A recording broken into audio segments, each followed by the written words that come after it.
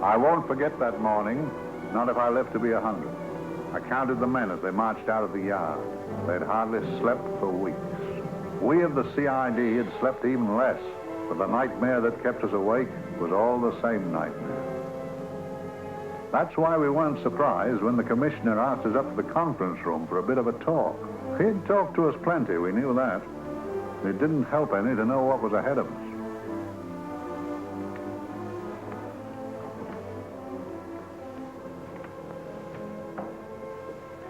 Must we have that window open, Gregson? Oh, shut it if you want to. Chief will be in enough of a temper without having a ruddy blast down the back of his neck.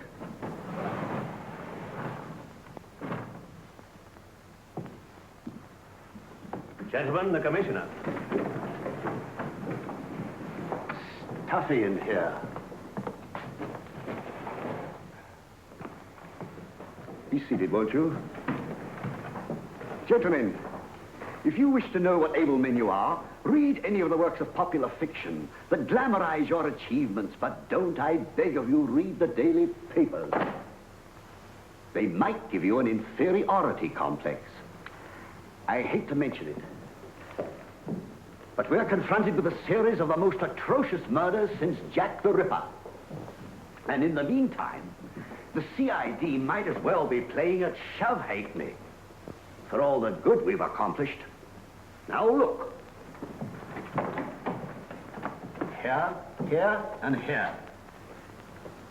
Each of these red flags scattered through the city stands for a woman brutally murdered, a woman's terror, a woman's death agony. These are no ordinary crimes. These are the works of a fiend who kills first and mutilates afterwards. A ghoul who hacks off a part of his victim's body and carries it away with him, a loathsome souvenir of his butchery. 3 women murdered so far, and you haven't turned in one clue. You haven't given me one lead.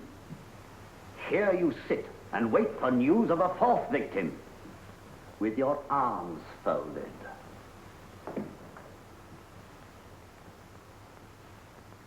Well, we hadn't long to wait. It was down Lambeth Way where a young woman was hurrying home late last night.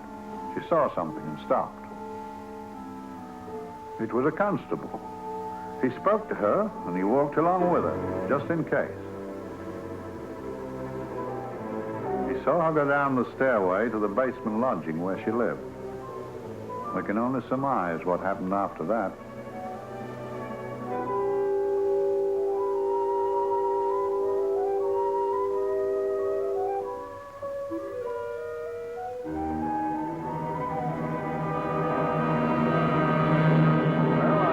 Pride in my pocket and went to see the man who'd so often helped out Inspector Lestrade and myself in the past, Mr. Sherlock Holmes.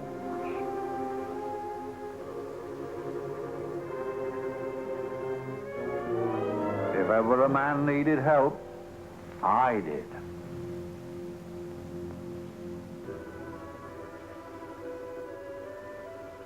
This makes 4, Inspector. 4 defenseless women here in the heart of London. And everyone with the right forefinger hacked off. Not hacked, Inspector Gregson. Cleanly, expertly severed. The work of a skilled surgeon. That's our only clue. Much about the age of my sister's girl. Is there no way of stopping this, Mr. Holmes? Yes. There's a way, somehow. The fiend that did this. I promise. I promise. We've nothing to go on. That's the rotten part of it. We can't get far without knowing the motive. Well, at least we know what the motives were not. It wasn't robbery, nor passion, thanks be, nor yet vengeance. Because they all came of totally unrelated families. Steady, Inspector, steady. Sorry, Mr. Holmes. I don't turn a hair when it's a bloke that can look after himself. A little slip of a thing like that. Yes, it's horrible. Come on, let's get a drink.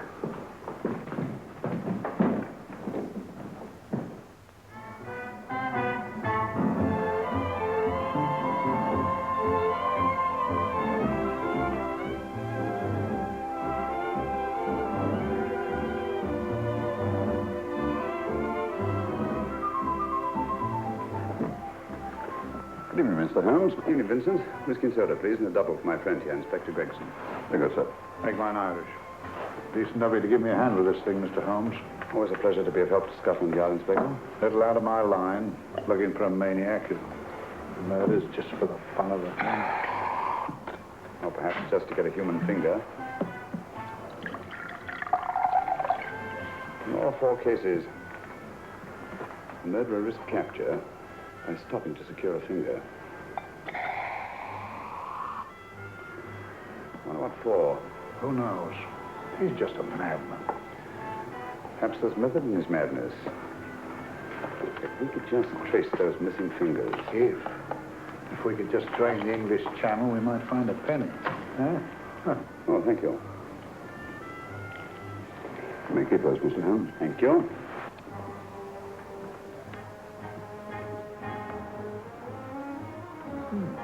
Sir George Fenwick, isn't it? Yes. Is that his daughter with him? Don't be so naive, Inspector. You know everyone, don't you, darling? Well, hardly. A week ago, I didn't know you. A week. How fast it's gone.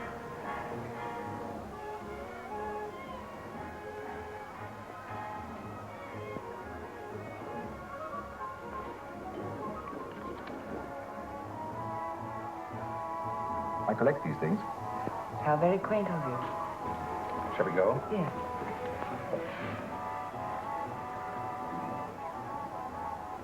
What are you looking at, Mr. Holmes? Looking at a very handsome woman. Not fond of the purple, but giving an excellent imitation. Would you like to come to my flat for a nightcap? Lovely idea. Yes, isn't it?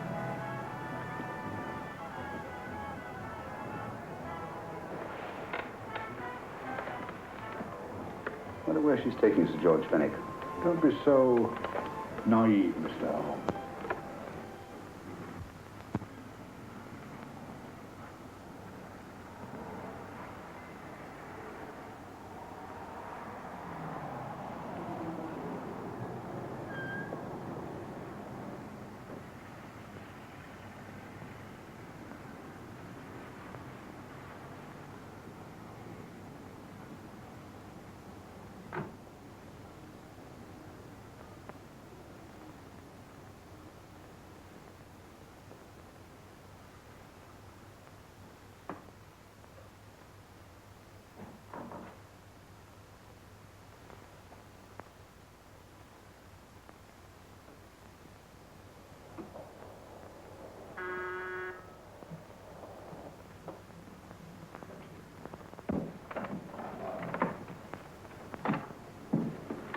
Good evening, Mum. Hello, Grandon. Any messages? No, Mum.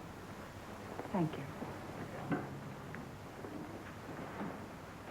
Drinks, Grandon. One of your nice surprises. Yes, Mum. I say, you don't mean that... Grandon's a marvel, aren't you, Grandon? Yes, Mum. You wouldn't believe the things she can do. Ah, charming place.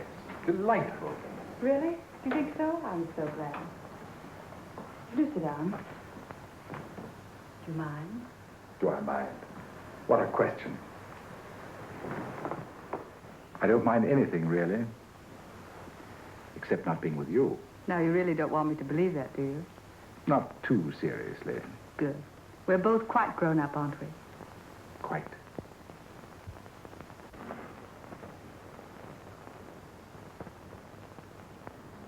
You're a treasure, Crandon.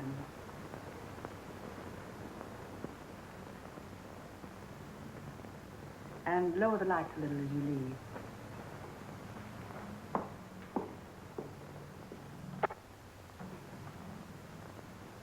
I prefer a more flattering light. In any light you'd be... Would I? And don't you know it? Perhaps I do.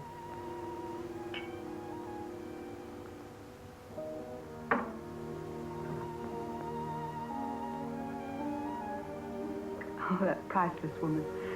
You wouldn't believe it, but she's absurdly romantic. She loves dreamy music, and she thinks that we... But we do, don't we? Do we? Well, it's rather soothing, restful. Yes. And we all need rest at times, like tired children who've played too long. You've played with wooden soldiers, I suppose. Funny. Hadn't thought of that for years.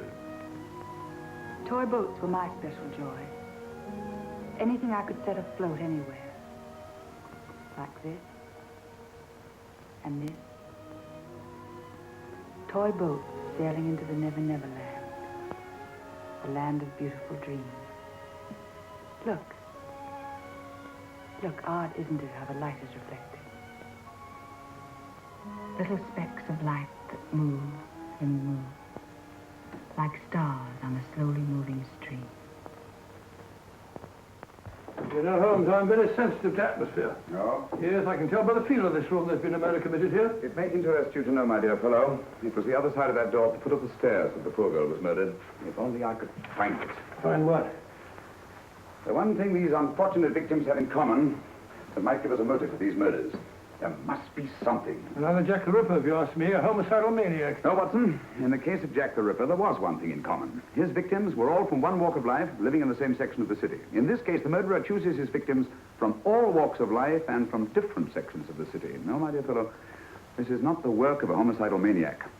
It's something infinitely more sinister. You mean the creeps? What on earth are you talking about? Watson, I'm convinced that these murders are only incidental to some larger and more diabolical scheme. That may be, but why the severed fingers? The answer to that question, my dear fellow, is our only hope of solving these mysteries. Dear sister, I am so happy. I had such a lovely holiday at Brighton with you and Alf. And I'm looking forward to being with you again. Poor little thing. Sort of raises a lump in your throat.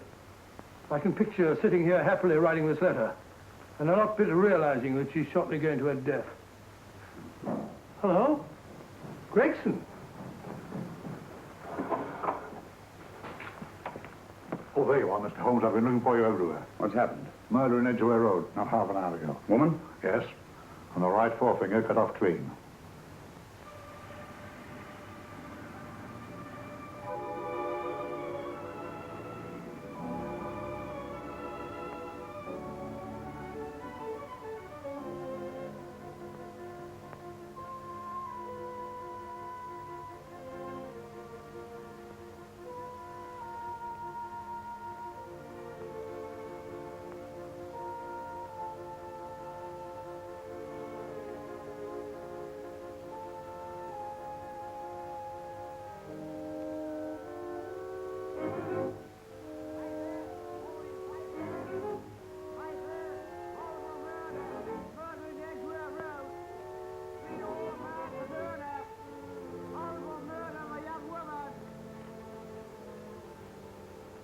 Papers!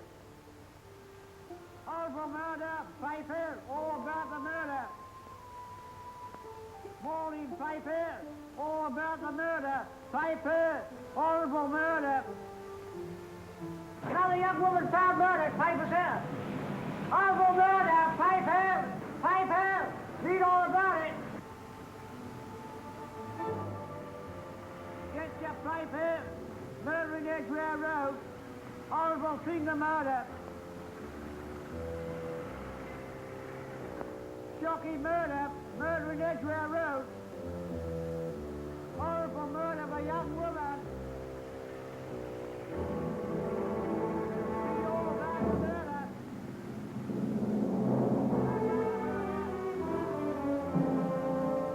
Only, Sam, there's been another of those horrible murders. Dear, dear, how shocking. Yes, Mum. I really don't feel quite safe here myself. Oh, dear.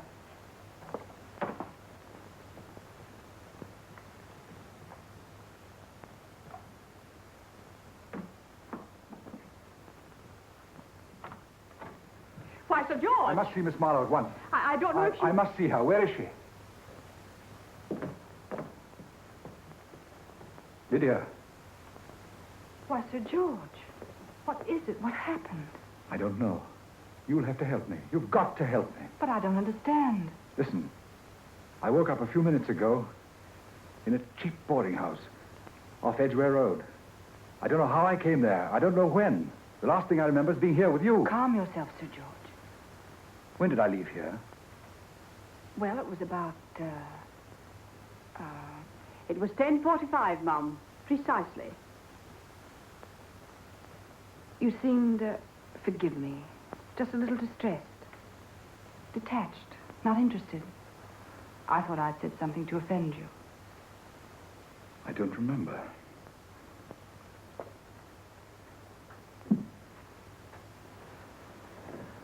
I can't remember.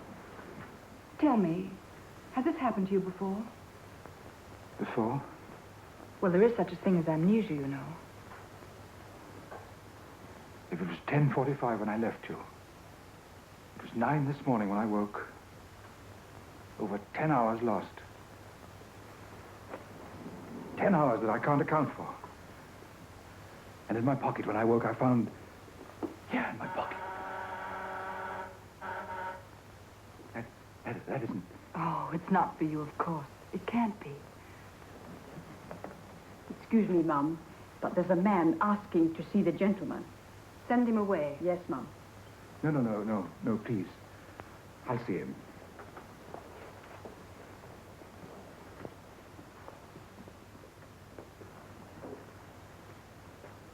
Well? Delightful room. Not much like the place you woke up in this morning. You followed me here? Yes. Are you a detective? Oh, no. Quite the contrary. Don't be afraid, Sir George. You know my name? Oh, yes.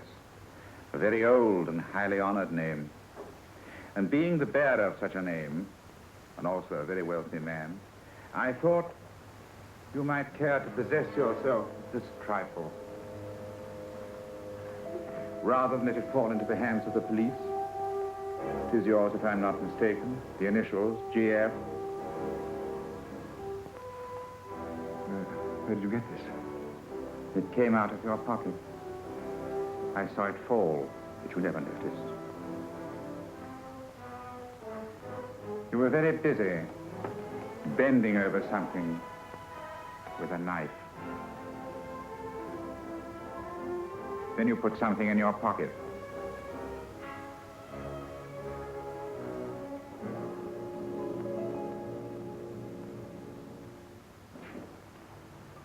Come along, Holmes, come along, come along. How many more times must I tell you? You're missing a treat. This is delicious. Little jam tarts to follow. Aren't you tempted? You and your flesh pots. They tell me that fish is good for the brain. Brains haven't any.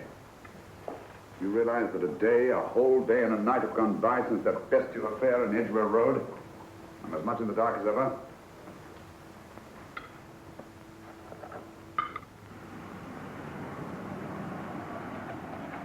Hello, here comes a client, unless I'm very much mistaken.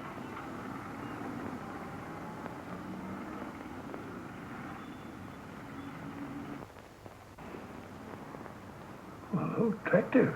Very attractive.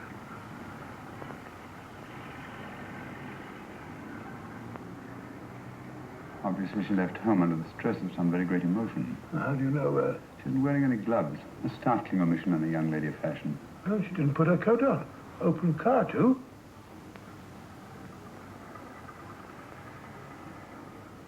Furthermore, there's something in that bag she wants to show me. What makes you say that? Bag doesn't match her dress, indicating it was picked for size rather than style, to accommodate some bulky object. You amaze me, Holmes. What did I mention, my dear fellow?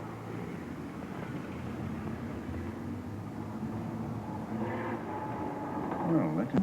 What is? The cab. Turning at the empty house.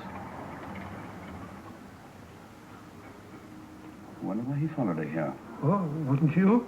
Bartos, give me the glasses.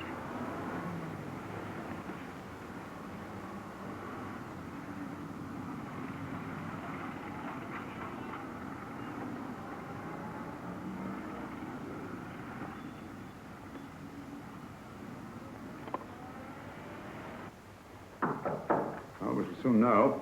Yes, Mrs. Hudson? It's a young lady, sir. Most urgent. Ask her to come in. Go right in, miss. Mr. Holmes? Yes, this is my friend, Dr. Watson. How do you How do you do? do? Mr. Holmes, you must excuse me, please. Yes, well, won't you sit down? Come along. May I? It's quite all right. Thank you.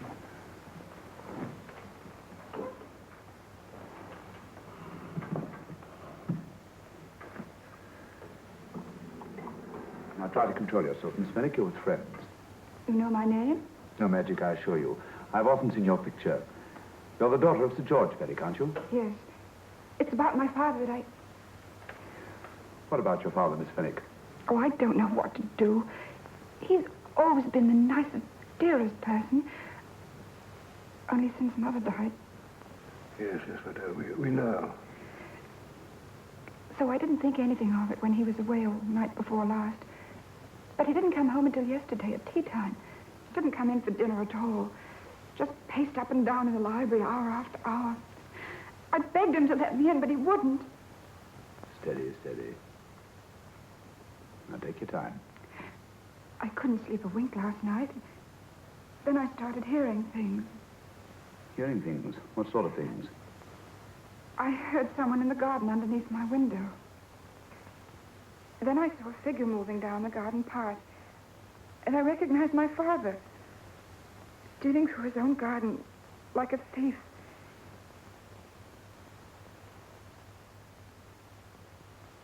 He had a spade in his hand. And he stopped by the greenhouse where he started to dig. This morning, at daybreak, I stole out into the garden and I found this.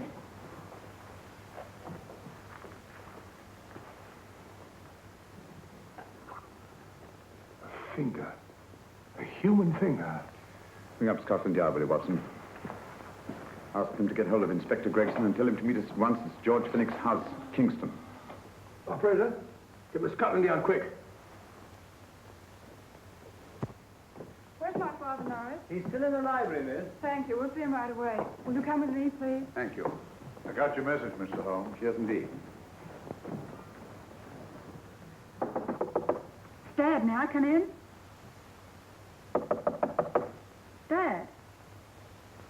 Funny. He doesn't answer. You mind? Please do. Thank you. Watson, quick. Oh, Come along, no, my dear. no, no. Take charge, Miss Fenwick, please. Sorry, sir. Now, miss, please. Please come along with me.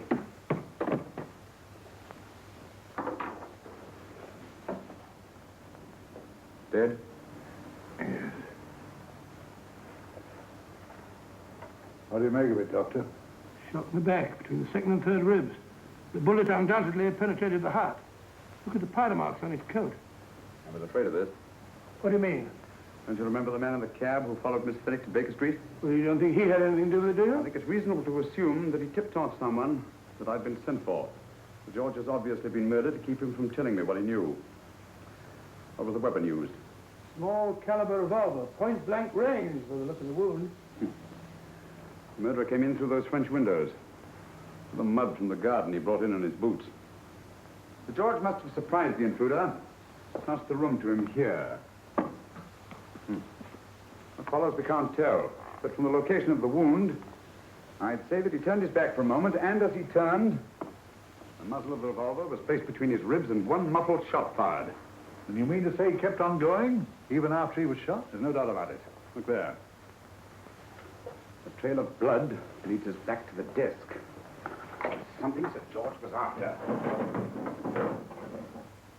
Something. I know. He was trying to summon help, poor chap. I don't think so, Watson. There's the bell pull by the fireplace. No, you'll notice from the trail of blood that Sir George made straight for this desk here. I wonder, there was something he was desperately anxious to get. Hello. His right hand's clenched. It's perfectly natural. Death agony. The left hand lies open. Why only one hand clenched in the death agony? The right hand, the hand...